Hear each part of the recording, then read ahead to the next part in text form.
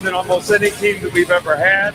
And they had to overcome and persevere so much adversity through this season, and they've done it magnificently. And I'm so proud of this group for what they've been able to accomplish and going undefeated and winning the national championship. Streaming live on YouTube, Twitter, Facebook, and the Tide 100.9 app. Here is your host of Off the Edge, Jacob Harrison.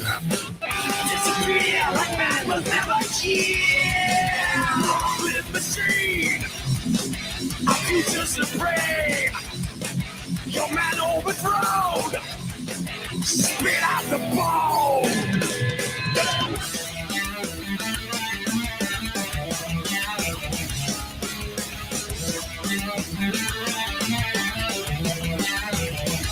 Hello there. Good morning. Welcome into Off the Edge Tide 100.9, your home for Alabama Crimson Tide sports. It's a great day to talk some football, and we'll do that for the next 57 minutes here as we take you through your lunch hour. Jacob Harrison here with you. Joe Gaither producing the show. Big show lined up. I want to get into Miami's offensive line. I want to kind of look at why everybody keeps predicting Alabama to lose a game. I know it's the safe thing to do. I know the over-under is 11.5 games, and the safe thing to do is to predict that Alabama would lose a game. But where are you seeing it at? Where are you finding a game that Alabama can lose in the regular season? Now, when you get to Atlanta in December and you get into the college football playoff, sure, anything can happen. Anything can happen in the regular season too. But we'll look at the big 4 or 5 opponents and kind of figure out where these guys are coming up with this, where these algorithms and these models are coming up with this. We'll go back to my SEC predictions from earlier in the month as well to kind of get a little bit more of a preview. Tomorrow starts week 0. And then in 8 days, the Alabama Crimson Tide will travel to Miami, Georgia, and take on the Eric King and the Miami Hurricanes. Of course, you can enjoy the show on the Tide 100.9 app, available on your Android and Apple devices. And I also want to encourage you to check out Alabama Vintage. This time next week, we'll be giving away another $25 gift card to Alabama Vintage, since it will be the first Friday of a brand new month. And if you want to kind of go scope things out before you get your opportunity to guess who the Vintage Player of the Month for September will be, go check them out. 2210 University Boulevard. They've got incredible stock there for you, whether you need hats, jerseys, commemorative t-shirts, jackets, shoes. All of it is in store for you there, as well as a wall filled with memorabilia for you to fill your home with as well. Check them out on Instagram at Alabama VTG. And you can also find the brand ambassadors, the student athletes with NIL deals with Charlie there for 15% off your order at Alabama Vintage. So I'm looking through. It's about that time, right? I did mine much earlier. SEC standing predictions, right? Who's going to have what kind of record? Who's going to be able to pull off what upsets? What's the general consensus on how the SEC will fall? And most people, most models, most algorithms do place Alabama against Georgia in Atlanta for the SEC championship. It's safe. It makes a lot of sense. Georgia's got an experienced quarterback, a defense that is ready to rebuild as it usually does. There are question marks at receiver as well as running back, though they do usually have some studs in the backfield, but their offensive line is solid. There's plenty of reason to feel good about what the Bulldogs do, especially with JT Daniels, the stash, under center. And then you look around the SEC, Texas A&M finally naming their starting quarterback in Haynes King. Their offensive line looks great as well. Their defense looks unstoppable. You look at Ainias Smith, you look at Isaiah Spiller, you look at some of the weapons that the Aggies bring, and you feel pretty good about their prospects in this season and how they stack up against Alabama after falling just short of making the college football playoff, and so many folks thought that they deserved to be in. And I was kind of up there. I kind of, felt like that to a degree, especially you feel vindicated when Alabama takes on Notre Dame and kicks them in the mouth yet again this side of the millennia. But why do I keep seeing LSU with eight wins or more? I can't fathom it. Miles Brennan goes down, breaks his left arm. Max Johnson, who I think is a great quarterback. And I think he's the right guy for LSU into the future. You can't look at their schedule and say, yeah, they're going to handle Ole Miss, Texas A&M, Alabama, Auburn, Arkansas. They're more on par with where Arkansas is right now. And Arkansas is on an upswing, right? Plus, you have to handle Florida every year. I'm not seeing it. You can go to Gainesville and say, well, what about the Florida Gators? What about what Emory Jones has in store for us? What has Dan Mullen kept such a secret on? And I don't see it at all. You can even look 8 days from now and look at Miami and what D'Eriq King brings to the table. And I'm not seeing it. And it's not a bias thing. It's looking at this defense. It's looking at the playmakers. And yes, sure, it may take some time for the Alabama offense to gel. If we're basing it off of what Nick Saban has said time and time again, that he wants more consistency out of the weapons and pieces, the supporting cast for Bryce Young, then sure, it's probably going to take some time. And that makes it a little bit more difficult to look Miami and to look Florida in the eye, two top 15 teams within the first 3 weeks of the season, and say, yeah, we're going to handle you just like we do everybody else. That does make it a little bit more difficult, right? And you talk about the things that Saban's been talking about, the anxieties on the team, players trying to fight the expectations and trying to get out of their own heads, talking about the poor me's, right? Which you can read about on Tide109.com.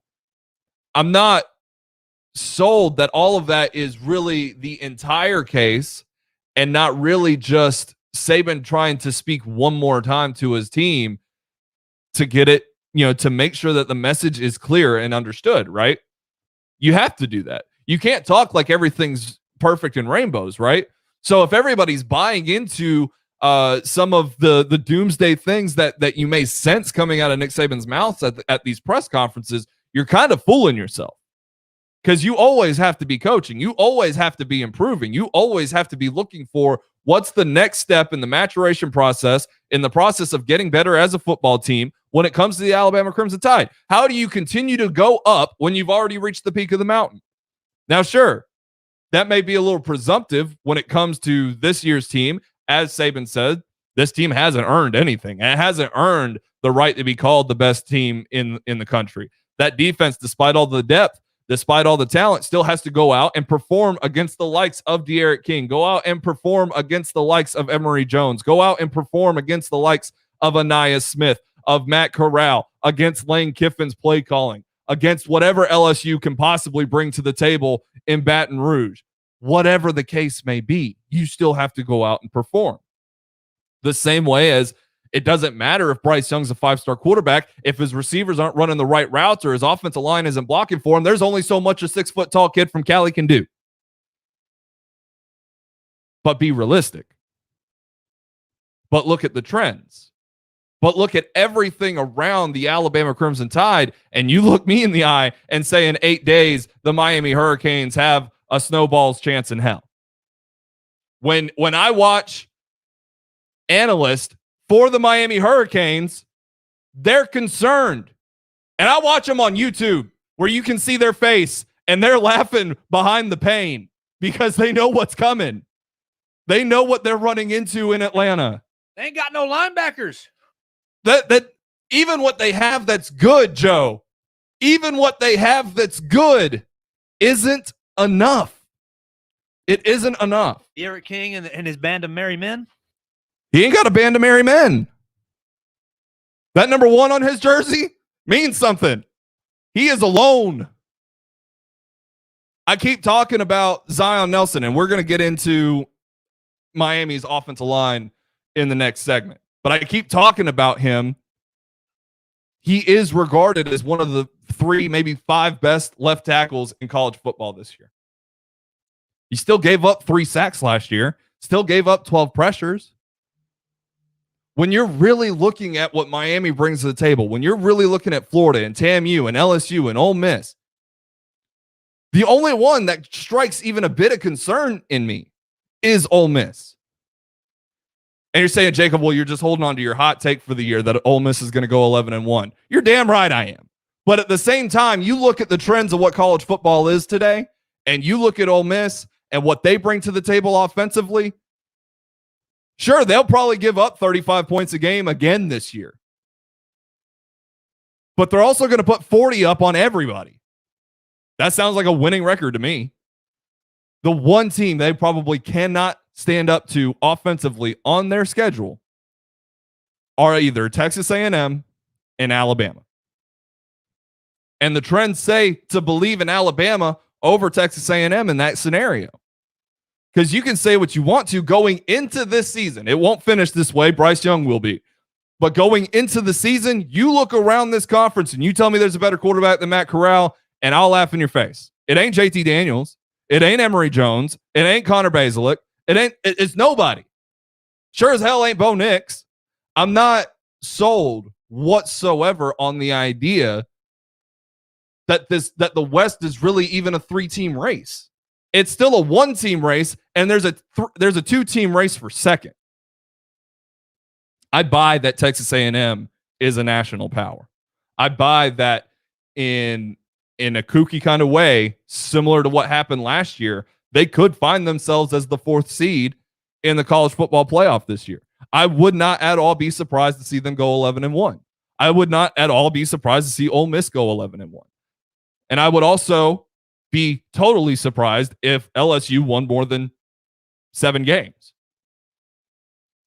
And all that to put into, you can run your algorithms and you can run your AI technology and you can run your models and you can form your opinions as an outward, nationally based, unbiased opinion, analyst, whatever. And you can look at Alabama and say, well, you can't just predict them to go 12-0. And I laugh at you because you sure as hell can. Because what we're doing is on paper right now. What we're doing is we're looking at the positions by the positions. We're looking at the offensive advantages. How much of an advantage do they have over the defense? How much can that defense really, impact the game against this type of offense? And it's null. It's null and void because there is no defense as good as Alabama's going into this season. And those that may be close all reside in the Big Ten. They're not in the SEC. Florida's defense is bad, and it returns almost all of its starters from last year. And it's DC. You're not expecting the Gators defense to get much better. LSU's defense is still young. I don't see where we're all of a sudden feeling confidence in the Tigers from the Bayou. You don't just magically improve. And like I said yesterday, if you've heard Mike Detillier on the Game with Ryan Fowler, and you've heard a guy who has a personal relationship with Coach O saying, I don't believe Coach O has supreme confidence in his team this year. And when you listen to other analysts kind of break it down and, whether they're in LSU or they hear from LSU fans or those sorts of things, it's all mixed vibes. The Tigers are one of the most unknown teams in college football. Ole Miss is kind of the same way because you're either high on them or you're not sold on the defense. And I understand that. They did lose some key pieces as well. I got to risk my neck on some sort of take. It can't all be, well, Alabama's going to win. Joe wouldn't let me on for this hour if that was the case. But if we're really looking at Alabama's regular season schedule, and we're going to look at all these prediction models, and we're going to say, well, Alabama 11-1 is the safe bet. It's not. It's not. And going undefeated is hard. And I recognize that. I recognize the fact that Bear Bryant only did it 3 times in 25 years. I recognize the fact that Nick Saban's done it 3 times in the past 14.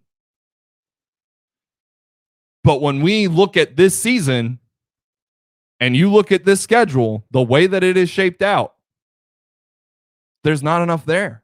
Not enough there to convince me to pick against Alabama one time as an unbiased analyst, to look at any of these teams ahead of the season and say, sure. And I only go kind of on this rant because I just keep seeing it. The closer and closer we get, and the more we hear from Saban, the more we get this impression that, well, maybe there's a chink in the armor. Despite early in the offseason, everybody giving Alabama all of the accolades, ranking them number 1 decisively, and all these different things. Everybody's always going to be looking for that chink in the armor with Alabama.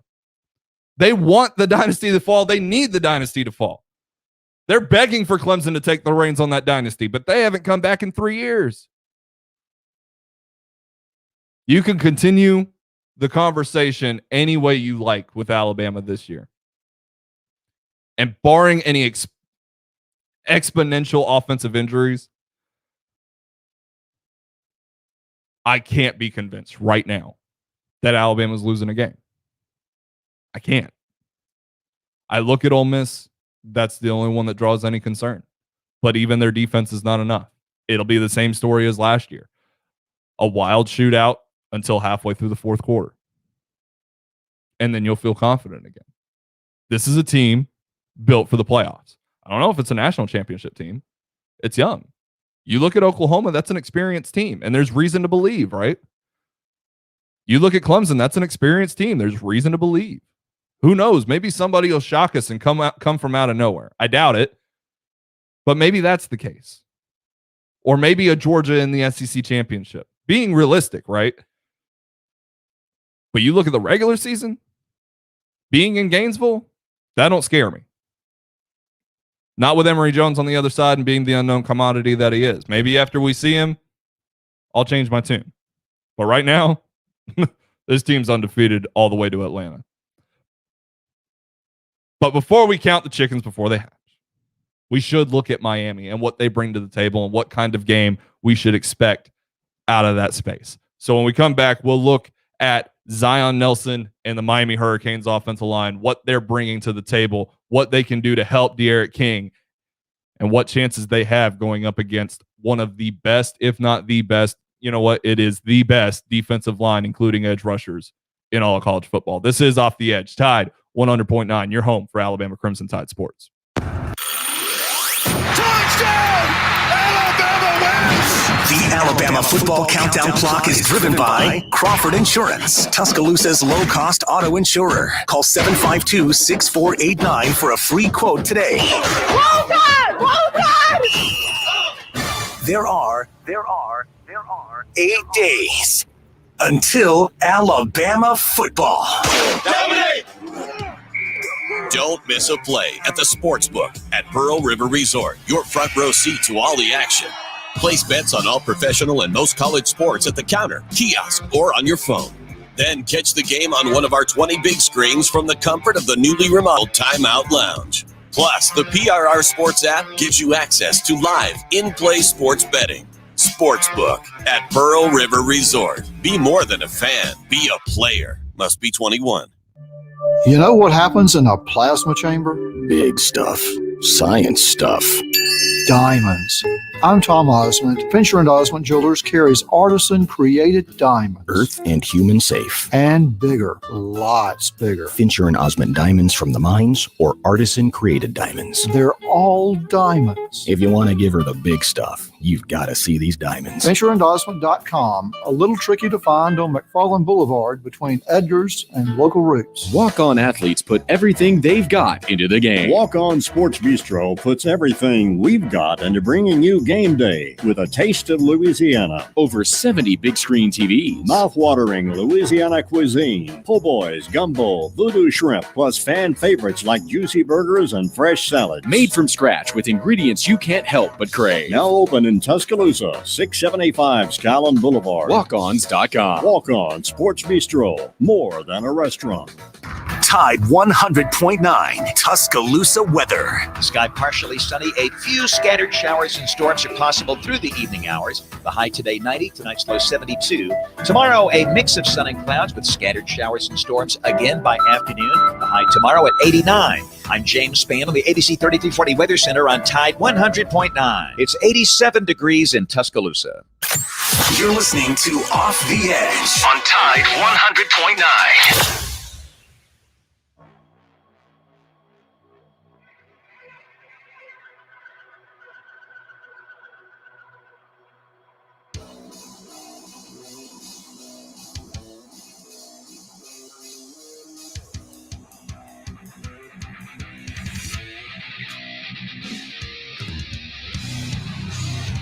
We're back here on Off the Edge, Tide 100.9, your home for Alabama Crimson Tide Sports. Jacob Harrison here with you.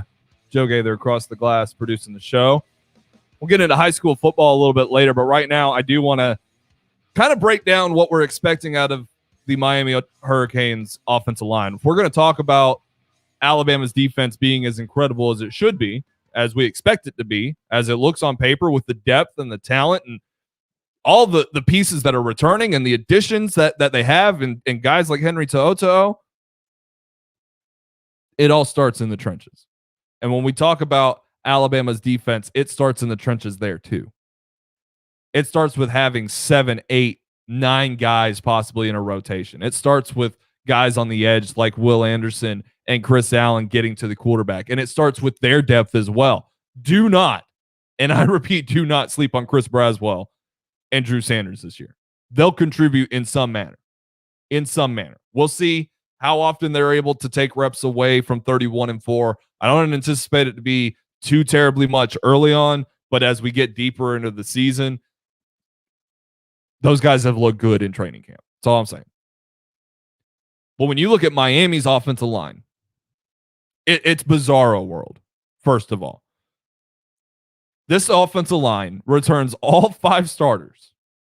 That's terrifying, right? A college football record 190 starts between them heading into this season. That's terrifying, right? They were 98th in sacks allowed last year. They allowed 30 sacks through 11 games and gave up an average of 2.73 sacks per game. And that was in the ACC.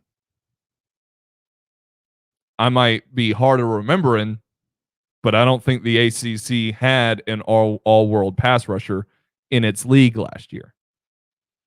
I don't recall the ACC having any pass rushers that played for any of the 13 other teams in that conference that should be getting past this offensive line with its talent, with its expertise, and its experience that played anywhere except Miami. Miami had 3 great pass rushers last year.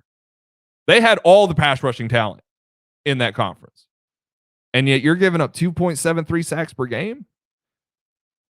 Playing in the ACC, not having a particularly difficult schedule, having a quarterback that can run around and evade, would-be tacklers, which says a lot because King has to do that on a regular basis regardless because of his play style. And then in your lone bowl game out of the conference, you played Oklahoma State. And again, no serious pass rush threats there either. Sure, this offensive line did improve. It improved a lot, actually, from 2019. It made a huge jump from one of the absolute worst in that regard to about middle of the road. Apparently 98th is about middle of the road. And then in the running game, they've improved as well. They've gotten better running backs. They do seem to be better. But here's the thing. All eyes are on Zion Nelson, who is the left tackle. You can't miss him. As a freshman, 2019 didn't play very well, was described as, a revolving door, turnstile, that kind of guy. But last year played magnificently. If you can call 12 pressures, 12 pressures and 3 sacks over an 11-game season magnificent. Feel like Evan Neal has played markedly better. Look all around. I mean, Alex Leatherwood played better than that, and you couldn't get anybody to put a second-round grade on him. I guess the Raiders knew what they were looking at, though. That being said, he's expected to improve yet again. Why wouldn't he? He's been on an upward incline, right? But he's missed time with an injury all throughout training camp. Just a couple of days ago, he returned. Still wasn't doing everything, so they're working him back into the process. The Hurricanes are. But with that missed time, and you've got to start the season against 2 guys who are ready to go, regardless of which one you have to face for the majority of the night,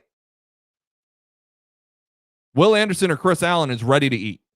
Both of those guys are expected and anticipate having double-digit sacks. and you're coming off an injury throughout training camp. We could see, this is the funny thing about college football, and it kind of, goes a little bit against what I was saying in the first place, in the first segment, but so much of the game is played on paper, and so much of the game is driven through expectations, right? Well, Zion Nelson played very well last year. Zion Nelson has made strides. He's continued to get better.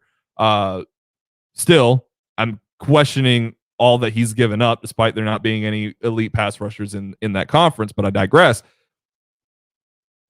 When it's all on paper and it's all on expectation, since we don't get preseason games, we don't get any sort of preview of what these teams are going to be until they take the field. If it's all on paper, you look at what Zion Nelson is bringing and just being projected as a top 5 left tackle in the country. But you actually look at his numbers and what he's done throughout his career, and you look at Chris Allen and Will Anderson and the way that they've done that, why should I feel like Zion Nelson's going to stand in their way at all? Why should I feel like D'Eriq King's not going to be running for his life at all? Why do I have to predict that D'Eriq King's going to have multiple 20-plus yard runs? It's because he's going to be running for his life. It doesn't matter that his offensive line has 190 starts between them.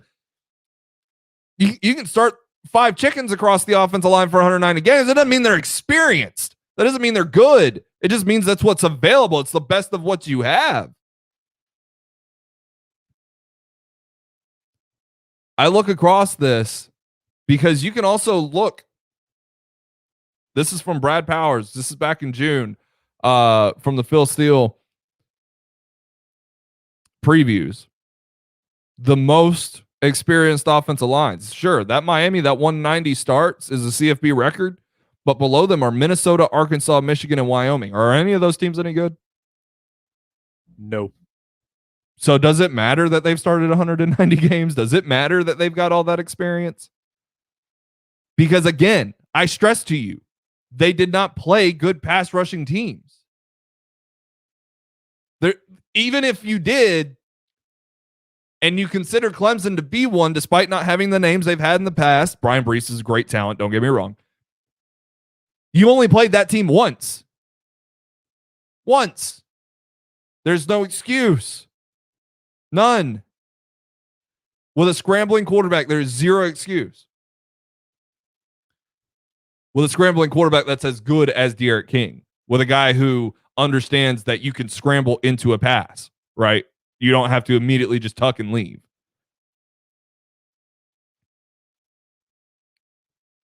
That being said, I do expect Miami to pose some threat. I do expect them to have success. I'm not blindly going to the season and expecting Alabama's defense to just give up nothing. The rules don't allow for that.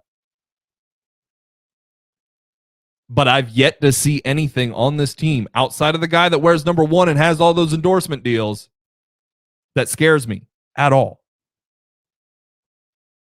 I want a challenge. Why do you think I advocate for all of these evolutions of college football? I want a challenge. I want to see Alabama have to play somebody close. It's been a long time. I want to see them do that without the defense looking horrendous, I should say, because that's possible. You can do that. And I'm not seeing it out of Miami just yet. Maybe as I continue to dig, but their skill positions have been described as just good, but not great. Sure, D'Eriq King makes them look even better than they are. Sure, the offensive line gets a boost because D'Eriq King is smart with the ball.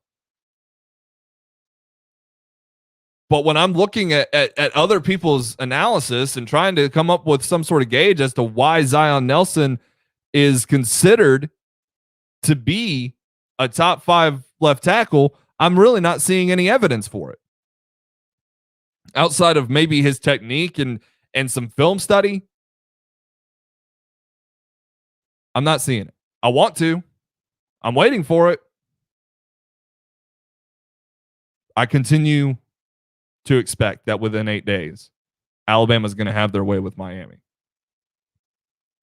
And it goes back to the first segment. Where do you find that one loss for Alabama in the regular season? Because I still do not see it.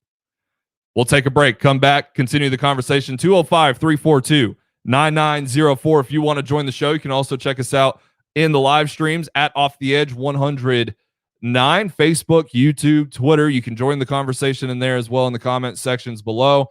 Like, shares, subscribes, retweets, all those sorts of things. Greatly appreciated as well. We'll be back for more Off the Edge here on Tide 100.9, your home for Alabama sports. With the help of Cheerios Oat Crunch Almond, I get everyone's morning started with a smile. It has a delicious and hearty combination of the Cheerios you love, whole grain oats, and sliced almonds for an extra crunchy crunch. That's how I set the rhythm for a great day. Look for Cheerios Oat Crunch Almond in your local grocery store. I said Chantilly lace and eggshell, not matte. Colby's Interior Design Consultancy is floored with new clients. Wait, what am I looking at here? This looks like plaid. They need an admin with an eye for design and a knack for numbers. Okay, hey, look, take a look at this. Do those numbers look right? Indeed can help them hire great people fast. I need Indeed. Indeed you do. Screen for quality candidates with the skills your role needs with Indeed assessments. Visit Indeed.com/credit and get $75 towards your first sponsored job. Terms and conditions apply. At Target, we know there are a lot of firsts when it comes to going back to school. First looks, first bites, first day photos. So with lower prices and great deals like $8 jeans, $4 tees, and 50-cent supplies, make Target your first stop back to school. Did you miss out on Alabama season football tickets again? Get your Alabama football tickets today by calling Candace or John Ed at T-Town Tickets, 205-345-2500. T-Town Tickets is a locally owned ticket reseller in Tuscaloosa specializing in Alabama football tickets for home and away games. Don't miss out on Alabama football this year. Get your tickets by calling Candace or John Ed at T-Town Tickets, 205-345-2500. Online at ttowntickets.com. T-Town Tickets says Roll Tide. This is a metaphor for your business's journey. Sometimes it feels like the course keeps changing right before your eyes. Whoa! And in order to maneuver it, you need an expert by your side. That's what Dell Technologies advisors do. They have the tech solutions you need to help you get out in front and stay ahead of the game. Woo! Call an advisor today at 877-ASK-DELL and do more with modern devices in Windows 10 Pro.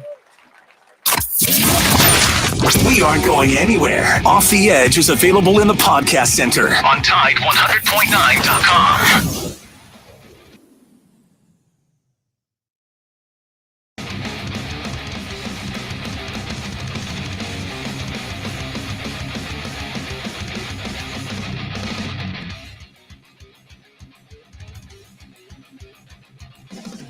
We're back here on Off the Edge, Tide 100.9, your home for Alabama sports, 205-342-9904, the phone number to call if you want to join the show, join the conversation, beat up on Miami some, try to figure out which teams actually are concerning at all to the Alabama Crimson Tide here on this Mr.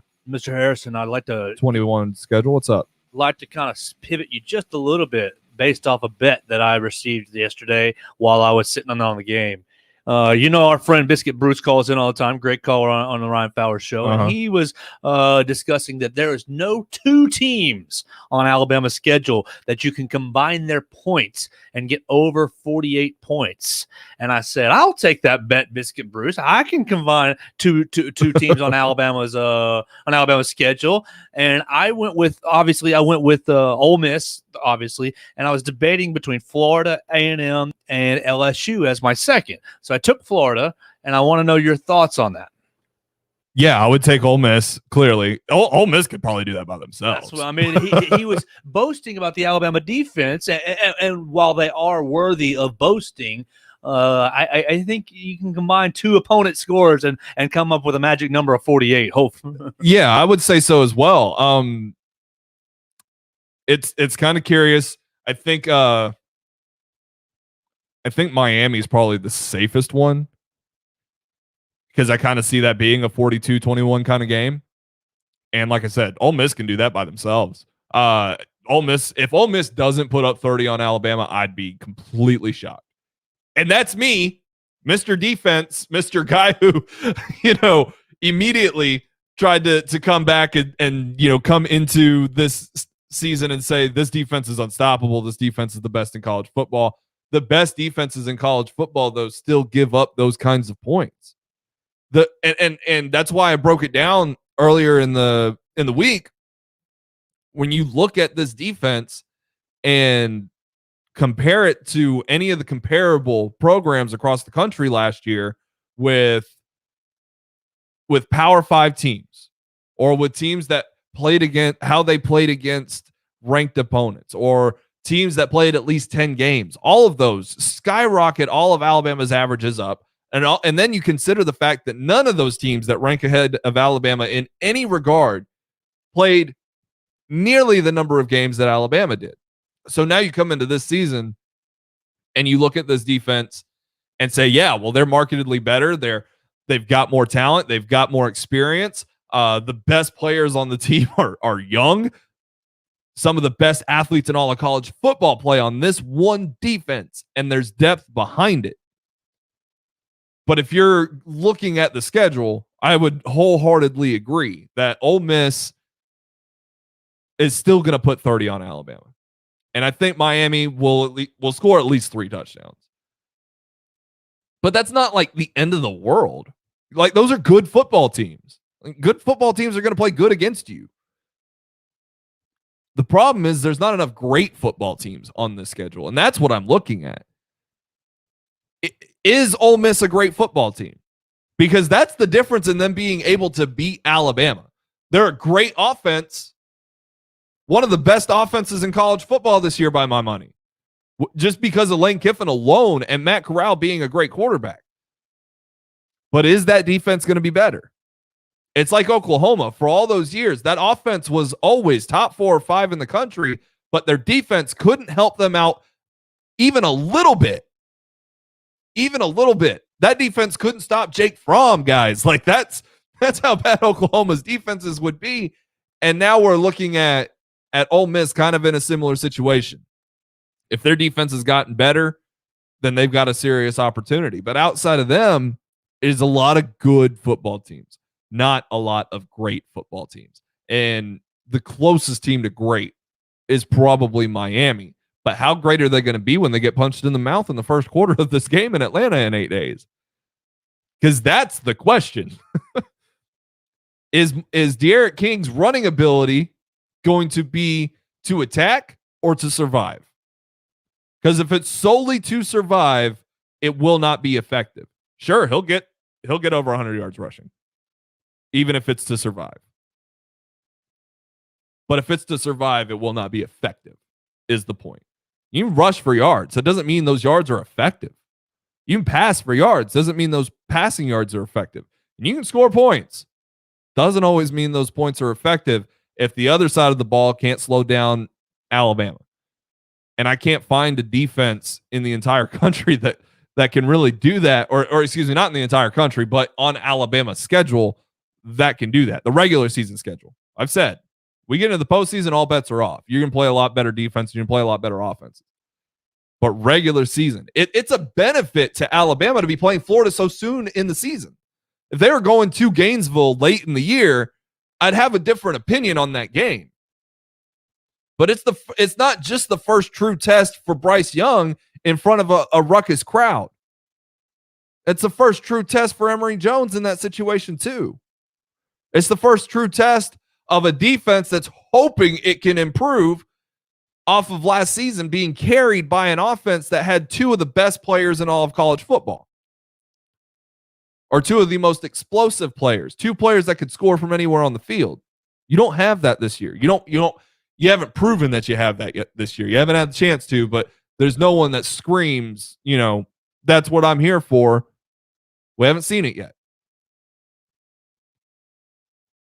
But absolutely, I'd take that bet, and maybe I'd get square with Biscuit Bruce because I do owe him a steak. I bet him that Jalen Hurts would be a first-round pick. I came close. Boy, did I come close. Gary still owes me a steak too. Maybe you could transfer that over. Just have Gary pay Bruce. Right, maybe. Bruce might have to wait a minute, though. I mean, I've been waiting on that steak since when did Baylor win the national championship? First week of April, right? Yeah. It's almost September, Gary. Where you at, man? Where you at? I need that steak. Got to gear up for the season, my guy. Speaking of gearing up for the season, though, tonight, Friday Night Lights continues. Joe Gaither will be in studio with Kerry Clark for Friday Night Lights because I will be in Northport for Tuscaloosa County and Hillcrest. We'll break down that game and a little bit more of what's going on in the high school world here on the other side of the break. I'm Jacob Harrison, Joe Gaither across the glass. This is Off the Edge, Tide 100.9. Benito's line cook just threw in his kitchen towel. This order needs to go out right now. He needs to find help before his customers are left waiting. So sorry. We'll be right with you. Who's got table 6? Indeed can help him hire great people fast. I need Indeed. Indeed you do. With Indeed Instant Match, we immediately show you quality candidates whose resumes on Indeed meet your sponsored job description. Visit Indeed.com/credit and get $75 towards your first sponsored job. Terms and conditions apply. Walk-On athletes put everything they've got into the game. Walk-On Sports Bistro puts everything we've got into bringing you game day with a taste of Louisiana. Over 70 big screen TVs. Mouth-watering Louisiana cuisine. Po' boys, gumbo, voodoo shrimp, plus fan favorites like juicy burgers and fresh salads. Made from scratch with ingredients you can't help but crave. Now open in Tuscaloosa, 6785 Skyland Boulevard. Walk-ons.com. Walk-On Sports Bistro. More than a restaurant. BMW of Tuscaloosa welcomes the latest wave of students back to town. We love cheering on the home team, and we're excited for the first kickoff later this month. You know what else we're excited for? The starting lineup of new 2021 BMW vehicles and all-star pre-owned BMWs we've recently drafted. For all the recent grads out there, BMW wants you to make your mark in style. Recent college grads can get $1,000 off a new BMW through the BMW College Grad Program. Stop in or visit BMWofTuscaloosa.com today. You and your phone have been through a lot this past year. It's been your lifeline to the world. And now some big wireless company is telling you got to buy a new phone from them and sign their contract? They don't control you. With TracFone Wireless, you can keep the phone, number, and network you already have. Already got a 5G phone? Keep that too. Because TracFone runs on America's best networks now with 5G nationwide. Plus, we've got unlimited talk and text smartphone plans starting at just $20. TracFone Wireless. Now you're in control. 5G nationwide access requires a 5G capable device. Actual availability, coverage, and speed may vary. Tide 100.9 Tuscaloosa weather. The sky partially sunny. A few scattered showers and storms are possible through the evening hours. The high today 90, tonight's low 72. Tomorrow a mix of sun and clouds with scattered showers and storms again by afternoon. The high tomorrow at 89. I'm James Spann on the ABC 3340 Weather Center on Tide 100.9. It's 87 degrees in Tuscaloosa. Follow Off the Edge on Facebook, Twitter, and YouTube for live streams and instant analysis. Off the Edge with Jacob Harrison continues.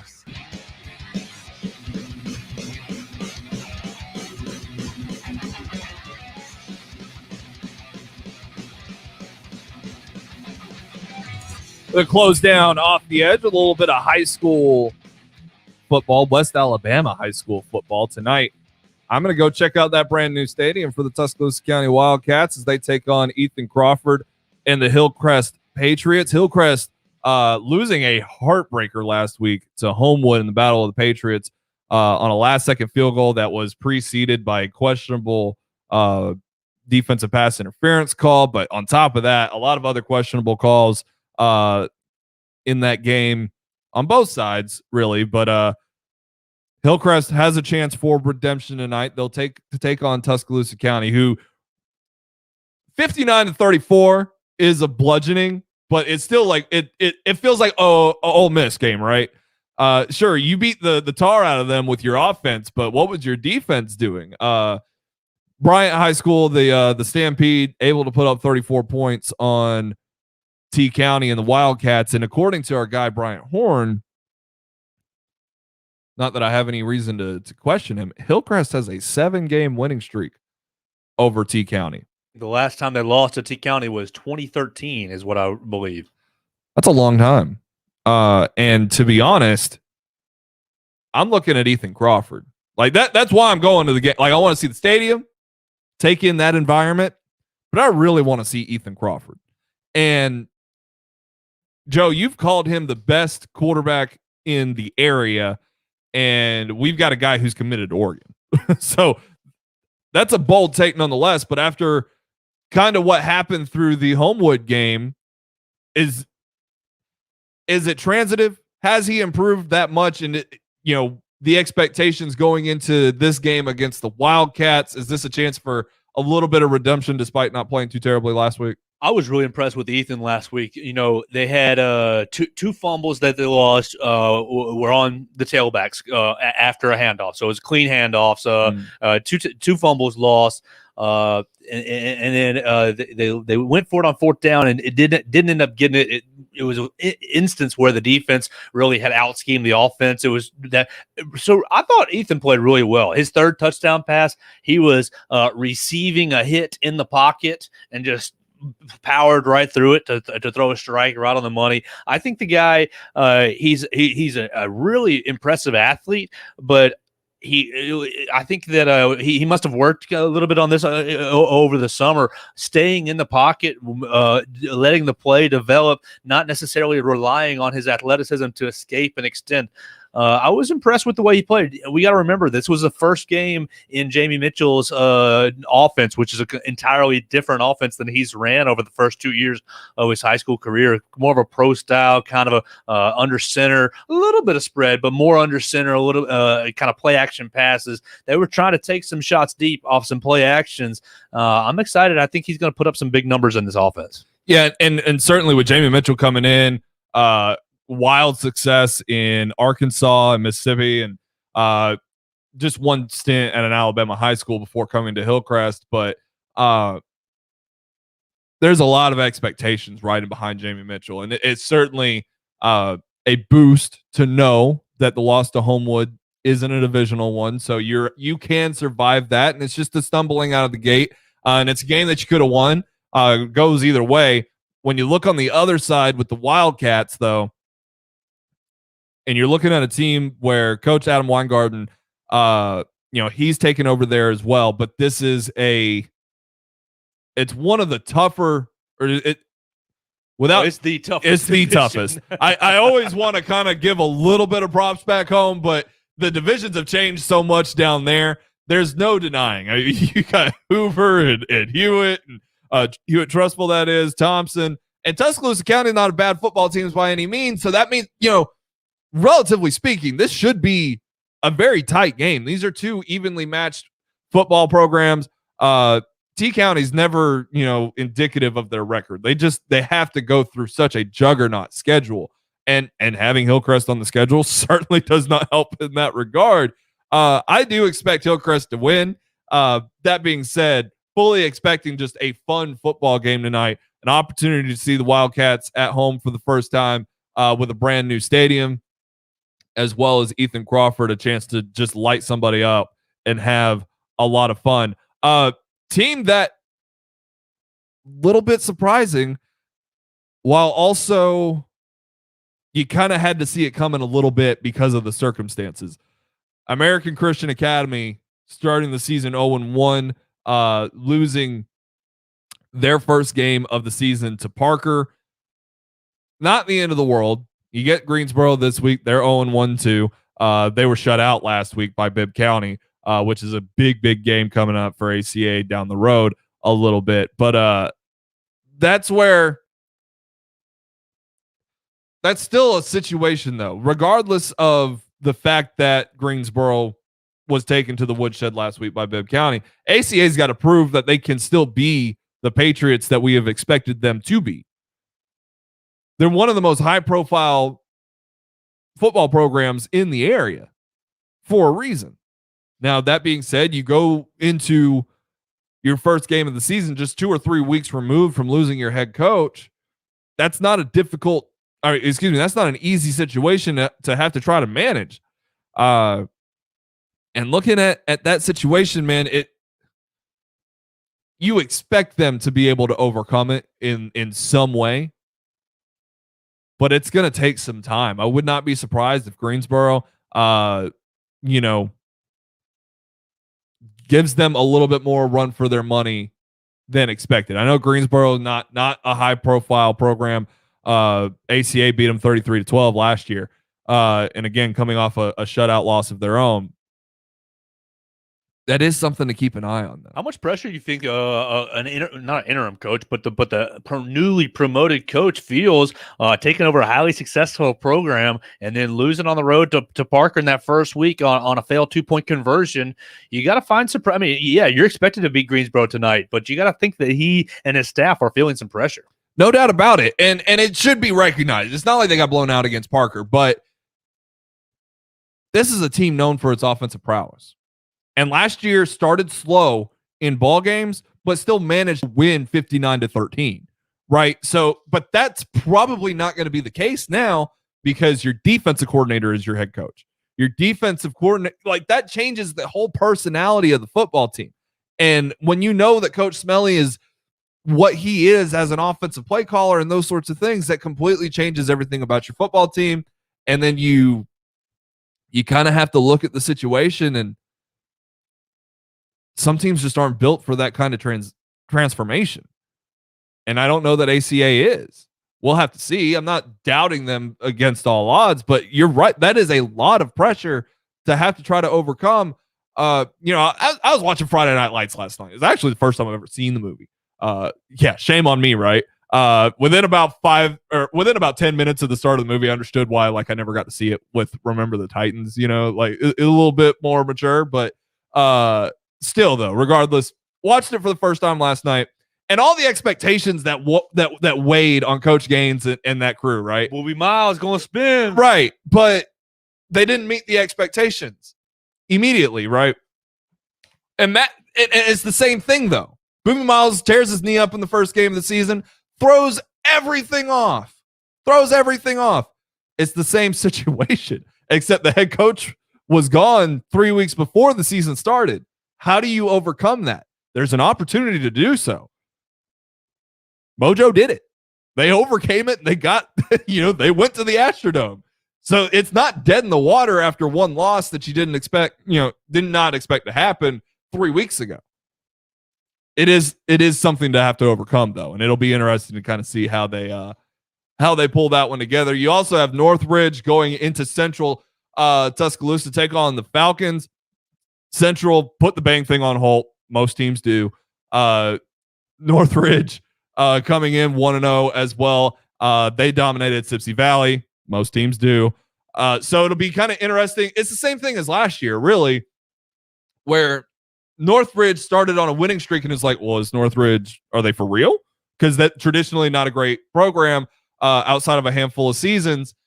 And last year they proved they were for real. They took a lot of games down to the wire that it really was not expected to. Now Central Tuscaloosa, I don't know why I keep trying to say Central TA. Central Tuscaloosa, kind of a different story, right? They came out of the gates last year, put the bang thing on hold. Most teams do.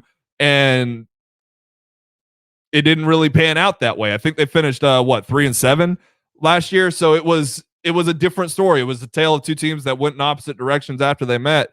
I expect Northridge to handle this one as well, but I think it'll be a little bit closer. I think Central has got something brewing that should be a little bit more positive in this season. I think they are an improved football team. We'll kind of see how it goes. The Jaguars, though, man, they're pretty good. They're pretty good. Another one to watch, Paul Bryant taking on Sidney Lanier. You can check that one out as well. Gordo, though, I know that's that's another one I'm excited to see. I'll see Gordo and Northridge later in the season. The way Tanner Bailey and that team fought last week, very, very impressive. They've got a lot of pieces. It's not just Tanner Bailey. We talking about 390-pound nose tackles, my guys. Like, they've got some weapons. The return team, Bird, big old man. Bringing back the running back, the wide receivers. That's a good football team. Check them out tonight. They're going to be taking on Aliceville, the Yellow Jackets, who are also 1-0. Still fully expect Gordo to hold it down, though. That's all we got for today. The Jay Barker Show is coming up next, noon to 2. Ryan Fowler takes you from 2 to 6.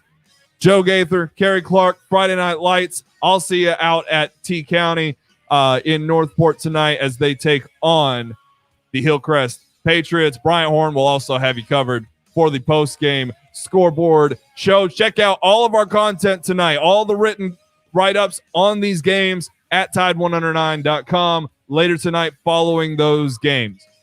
For Joe Gaither, I'm Jacob Harrison. Y'all have a great weekend, everybody, and Roll Tide.